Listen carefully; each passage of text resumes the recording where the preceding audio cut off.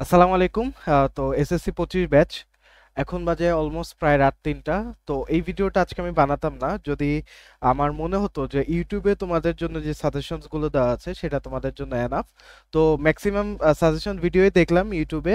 তো ওরা যে কাজটা করছে, তোমাদের একটা মানে তাবিজ দিয়ে দিছে। তাবিজটা হলো কোনটা থেকে কোনটা কমন আসতে পারে, কোনটা বেশি ইম্পর্টেন্ট। বাট সব থেকে ইম্পর্টেন্ট পয়েন্ট যেটা মিসিং আমার কাছে মনে হলো, যেটার জন্য রাত 3টায় ঢাকা থেকে প্রায় 5 ঘন্টা জার্নি করে আসার পর আমি তোমাদের জন্য ভিডিও বানাতে বসছি, সেটা হচ্ছে তোমাদের রিভিশন স্ট্র্যাটেজিটাই কেউ দেয়নি।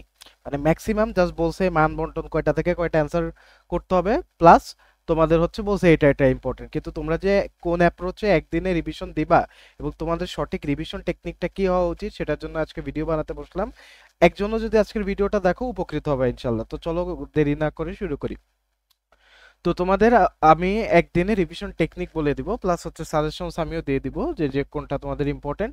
তো দেখো ভাই, আমাদের হচ্ছে সিকিউর 60টা সৃজনশীল অ্যান্সার করতে হবে, তাই তো? তো আমরা ম্যাক্সিমাম যে কাজটা করি, আমরা হচ্ছে গদ্য শুরু থেকে আমরা রিভিশন কিভাবে দিই। প্রথমে গদ্য থাকে, তারপর পদ্য থাকে, উপন্যাস থাকে, নাটক থাকে। হ্যাঁ, তো আমরা প্রথমে যে কাজটা করি, গদ্য রিভিশন দিই, তারপরে পদ্য রিভিশন দিই, তারপর উপন্যাস রিভিশন দিই, তারপর নাটক রিভিশন দিই। কিন্তু তুমি যদি একটু ব্রেন খাটাও, তোমার এখানে শিওর শর্ট কমন কোনটা পাচ্ছ? তোমার উপন্যাস এবং নাটক থেকে একটা একটা তোমাকে মাস্ট অ্যান্সার করতে হবে। তার মানে এখানে দুইটা সৃজনশীল তোমাকে অ্যান্সার করতেই হবে। ঠিক আছে, অর্থাৎ এখানে তোমার 20 মার্ক কমন পাচ্ছ। আর উপন্যাস আর নাটকে তোমার ওই পদ্যের সৃজনশীল গুলো যেমন একটু কঠিন হয়, পদ্যের সৃজনশীল গুলো ধরতে আমাদের টাইম লাগে যে উপরোক্ত পংক্তিটি তোমার কবিতার কোন অংশের সাথে মিল রয়েছে। তো এটা কিন্তু তোমার ব্রেনে প্রসেস করতে টাইম লাগে, কিন্তু উপন্যাস আর নাটকে কিন্তু এমন কোনো কিছু নাই যেটা তোমার ব্রেনে প্রসেস করতে টাইম লাগবে। তাই আমার রেকমেন্ডেশন হচ্ছে উপন্যাস বা নাটক থেকে তোমরা 3টা সিকিউ অ্যান্সার করবা। 3টা সিকিউ অ্যান্সার করবা, ঠিক আছে? যেহেতু এখানে দুইটা থেকে একটা যে কোনো একটা থেকে তুমি দুইটা থেকে দুইটা অ্যান্সার দিতে পারো। তো 3টা সিকিউ অ্যান্সার করলে তোমার বাকিগুলা, তোমার আর কয়টা, 4টা সিকিউ থাকতেছে। এটা থেকে দুইটা, এটা থেকে দুইটা তুমি করে দিতে পারো। হ্যাঁ। তো তুমি উপন্যাস এবং নাটক সবার আগে রিভাইজ দিবা, উপন্যাস এবং নাটক সবার আগে রিভাইজ দিবা। রিভিশন অ্যাপ্রোচটাও আমি বলে দিব কিছুক্ষণ পর। প্রত্যেকটা জিনিসই সেম ওয়েতে তুমি রিভিশন দিবা, ঠিক আছে? তো পদ্য তোমার 10টা আছে, গদ্য 10টা আছে। তোমার সবকিছু পড়া লাগবে না, তুমি পাঁচটা পাঁচটা টার্গেট করে পড়ে যাবা। যেহেতু তুমি দুইটা করে অ্যান্সার করতেছো, হ্যাঁ। তো তোমার পাঁচটা পাঁচটা টার্গেট করে পড়ে গেলে হবে, এবং বাকিটা তোমাকে অবশ্যই এমসিকিউ এর জন্য প্রিপারেশন নিতে হবে। হ্যাঁ। আর এমসিকিউ এর জন্য তুমি কিভাবে পড়বা, প্লাস সিকিউ যেগুলো টার্গেট করছো সেগুলো কিভাবে পড়বা, এটা আমি এখনই বলে দিচ্ছি। তো দেখো, এই হচ্ছে বইয়ের একটা স্ক্যান কপি। তো সর্বপ্রথম তুমি যে কাজটা করবা, তুমি আগে পাঠ পরিচিতি রিভাইজ দিবা। হ্যাঁ। পাঠ পরিচিতি হচ্ছে তোমার এই বইটার সামারি স্বরূপ। তো পাঠ পরিচিতিতে তোমরা সবাই একটা জিনিস মাথায় রাখবা, যে এখান থেকে সবসময় উৎস কোথা থেকে সংগ্রহ করা হয়েছে এটা খুবই খুবই ইম্পর্টেন্ট। এবং পাঠ পরিচিতিতে অনেক সময় গল্পের কি বুঝাইছে, হ্যাঁ, মূলত গল্পের অর্থ কি, এটা তোমার পাঠ পরিচিতিতেই অনেক সময় রিভিল করে দেওয়া থাকে। যেমন এখানে শুভা গল্পে নির্বাক প্রকৃতির কাছে সে প্রায় মুক্তির সনদ, এখানে শুভা গল্পে কি বোঝানো হয়েছে এটা কিন্তু সামারি পাঠ পরিচিতিতে বলে দেওয়া আছে। তো পাঠ পরিচিতিটা তোমার পুরা প্যাসেজটার বা পুরা তোমার যেই গল্পটার বা প্রবন্ধটার, এই গল্প বা প্রবন্ধটার একটা সামারি, হ্যাঁ, একটা সামারি। তো তোমার সর্বপ্রথম কাজ হবে যে তোমার এই পাঠ পরিচিতিটা রিভাইজ দাও, এটা সবার আগে রিভাইজ দিবা। এটা হচ্ছে তোমার 1 নাম্বার কাজ, হ্যাঁ। আর 2 নাম্বার, ধরো তোমাকে যে আমি সাজেশন দিয়ে দিব এটা তুমি সিকের জন্য পড়বা। তো সিকের জন্য কিভাবে পড়বা, সিকের জন্য তোমাকে অবশ্যই পুরো প্যাসেজটা একবার রিডিং দিতে হবে, ঠিক আছে? এবং পুরো প্যাসেজটায় তুমি কোন কোন অংশটা থেকে তোমার অনুধাবন আসতে পারে এটা তোমার মাথায় রাখতে হবে। যেমন এখানে তোমার সেদিন শুল্কাদশীর রাত্রি সুভাষ শয়নগৃহ হতে বাহির হইয়া তার চিরপরিচিত নদী তটে শয্যাস্পর্শায় লুটিয়া পড়িয়েছিল। এই ধরনীকে এই প্রকণ্ঠ মুখ মানবতাকে দুই বাহুতে ধরিয়া রাখিতে আমাকে যাইতে দিও না মা, আমার দুটি ভাই বাড়া দাও, তুমি আমাকে ধরিয়া রাখো। তো এই যে তোমার প্যারাটাই, প্যারাটা দিয়ে কি বুঝাইছে এটা কিন্তু অনুধাবনে আসতে পারে। অনুধাবন অনুধাবনে আসতে পারে। তো কোন কোন প্যারাগুলা তোমার অনুধাবনে আসতে পারে সেগুলো তোমার কিন্তু আইডেন্টিফাই করা থাকতে হবে, হ্যাঁ। যেমন এই প্যারাটাও তোমার অনুধাবনে থাকতে পারে। ওকে। তো এরকম প্যারা যদি থাকে, তুমি যেটা সিকিউ অর্থাৎ যেই চ্যাপ্টারটা থেকে তুমি সিকিউ অ্যান্সার করবা, ওই চ্যাপ্টারটা তোমার অনুধাবনে আসতে পারে এমন প্যারা তোমার আইডেন্টিফাই করা থাকতে হবে। ঠিক আছে, আমি তোমাদের পিডিএফ দিয়ে দিব যদি আমি এনাফ রেসপন্স পাই। তোমাদের একটা হোয়াটসঅ্যাপ গ্রুপে লিংক দেওয়া থাকবে, ওই গ্রুপে আমি তোমাদেরকে পিডিএফ দিয়ে দিব, দাগানো বইয়ের পিডিএফ। ঠিক আছে, তো এখানে ফার্স্টে তুমি অনুধাবনের যে পার্টগুলো ওগুলো তোমার দাগানো থাকবে, যেখান থেকে তোমার খ নাম্বারের প্রশ্ন আসতে পারে। প্লাস তুমি পুরো চ্যাপ্টারটা একবার রিডিং পড়বা, রিডিং পড়বা, হ্যাঁ, রিডিং পড়বা। তো ফার্স্ট স্টেপ কি তোমার?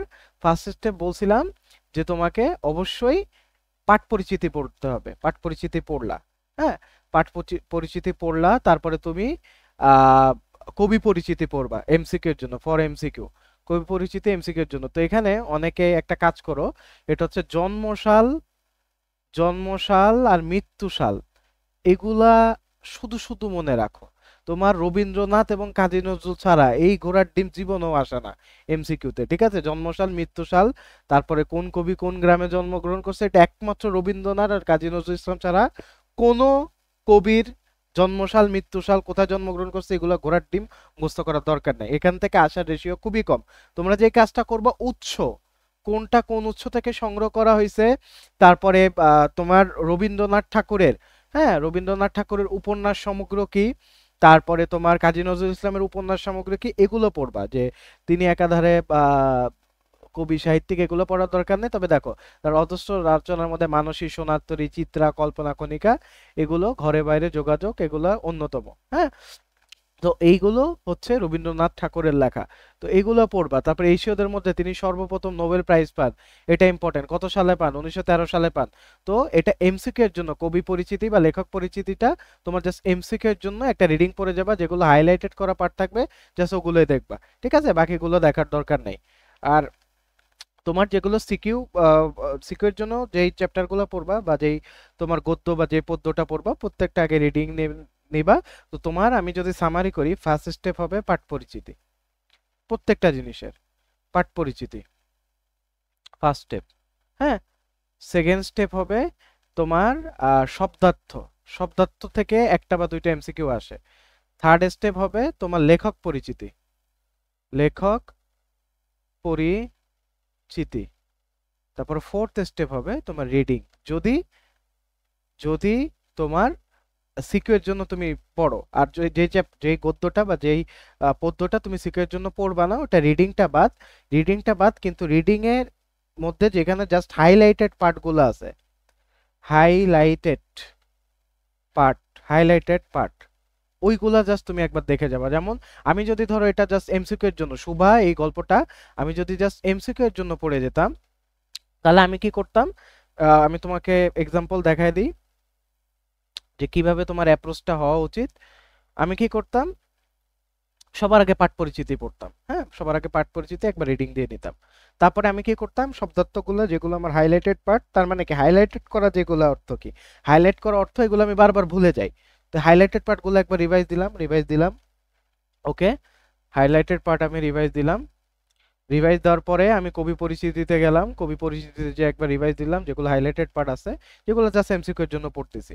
তারপরে তোমার আমি গদ্যে গেলাম বা প্যাসেজে গেলাম, প্যাসেজে যে দেখো এই যে ছোটটি পিতামাতা নীরব হৃদয়ভারের মতো বিরাজ করিতেছে, মনে হয়েছে যে এখান থেকে সৃজনশীল আসতে পারে।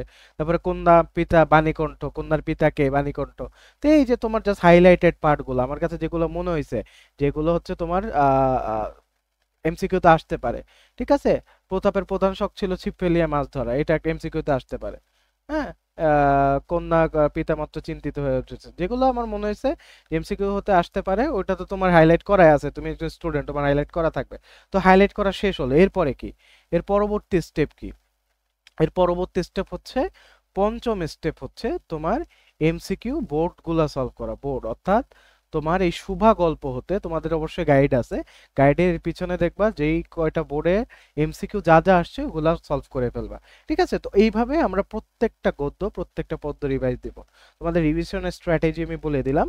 এখন হচ্ছে তোমাদের আমি তোমাদের আমি ইম্পর্টেন্ট কিছু সাজেশন দিয়ে দিব। এটা আমার মতে ইম্পর্টেন্ট সাজেশন, গদ্য আর পদ্য। আর নাটক এবং উপন্যাস থেকে মাস্ট দুইটা অ্যান্সার করবা, আর তিনটা পারলে তিনটাই করবা, কারণ ওইখান থেকে তোমার শিওর শর্ট দুইটা সৃজনশীল অ্যান্সার করতেই হবে। এবং সবাই যে কাজটা করে আগে গদ্য রিভাইজ দেয়, তারপরে পদ্য, তারপরে নাটক, তারপরে উপন্যাস, কিন্তু তুমি উল্টা করবা, আগে নাটক দিবা তারপর উপন্যাস করবা। আগে তোমার 20 মার্ক বা আগে তোমার 30 মার্ক বাঁচায় নিবা, তারপরে তুমি গদ্য এবং পদ্যতে যাবা। ঠিক আছে? তো গদ্যের মধ্যে শুভা, বই পড়া, মানুষ মোহাম্মদ সাল্লাল্লাহু আলাইহি সাল্লাম, মমতাদি, শিক্ষা মনুষ্যত্ব। পদ্যের মধ্যে মানুষ, পল্লী জলনে, কপোতাক্ষ নদ আর স্বাধীনতা দিয়া যে, মানে স্বাধীনতা নিয়ে যে দুইটা কবিতা আছে, ওই দুইটা কবিতাই তোমাকে পাওয়ার জন্য স্বাধীনতা আর স্বাধীনতায় শব্দটি কিভাবে আমাদের হলো। তো এই দুইটা কবিতাই তোমরা রিভাইজ দিবা। আমি এখানে পাঁচটা দিয়ে দিলাম, বাকিটা আল্লাহ ভরসা। তোমরা রিভাইজ দাও, ঠিকঠাক মতো পরীক্ষা দাও। আর হ্যাঁ, পরীক্ষার হলে তোমাদের আরো কিছু টিপস থাকবে। সেটা হচ্ছে এমসিকিউতে, হ্যাঁ, এমসিকিউ, আমরা পরীক্ষার প্রশ্নপত্র পর পর যে কাজটা করি সেটা হচ্ছে এমসিকিউটা আমরা না পারলে আন্দাজে দাগের আগে আন্দাজে দাগাবা না, পাশে একটা ছোট পেন্সিল দিয়ে টিক দিয়ে রাখবা। যেগুলো শিওর শর্ট ওগুলো আগে দাগায় নিবা, হ্যাঁ, শিওর শর্ট গুলো আগে দাগায় নিবা, শিওর শর্ট গুলো আগে দাগায় নিবা। তারপরে তারপরে তোমার যদি আশেপাশে কোনো বন্ধু থাকে, এক্সাম হলে অবশ্যই কথা বলা যাবে না, নিজের উপর ডিপেন্ডেন্সিটা নিজের উপর রাখার ট্রাই করবা। বাট হেল্প মাঝে মধ্যে লাগে। টিচাররা যখন একদম তোমার সামনে থাকবে, তখন কখনোই টিচারদের সামনে থেকে বেয়াদবি করে পিছনে তাকানোর চেষ্টা করবা না বা আশেপাশে তাকানোর চেষ্টা করবা না। একটা টাইম থাকে যখন টিচাররাও বুঝে বা টিচাররাও টাইম দেয়, একটু আহ, ঘোরাঘুরি করে, যখন ঘোরাঘুরি করে তখন জাস্ট ইশারায় ইশারায় কাজ চালায় নেবা। ঠিক আছে? তারপরে যে কনফিউজিং যে এমসিকিউ গুলো আছে ওগুলো মিলানোর ট্রাই করবা। হ্যাঁ, তারপরে এমসিকিউ এ তোমার আহ, তোমার যদি 25+, 30-এ যদি 25+ মার্ক থাকে তাহলে তোমার মোটামুটি সেফ। হ্যাঁ, আর বাংলা ফার্স্ট পেপার, এটা তোমার ফার্স্ট পরীক্ষা, তা প্রথম পরীক্ষা যদি ভালো হয়, এটা পরবর্তী পরীক্ষা তোমাকে কনফিডেন্স বুস্ট করতে অনেক বেশি হেল্প করবে। এবং সিকিউতে তোমরা যে ভুলটা করো, প্রথম সৃজনশীলে প্রচুর মধু মিশায় লেখো। এই মধু মিশায় লিখতে যে পরবর্তীতে তোমাদের টেম্পার ডাউন হয় এবং পরবর্তী সৃজনশীলগুলোর মান লো হয়ে যায়।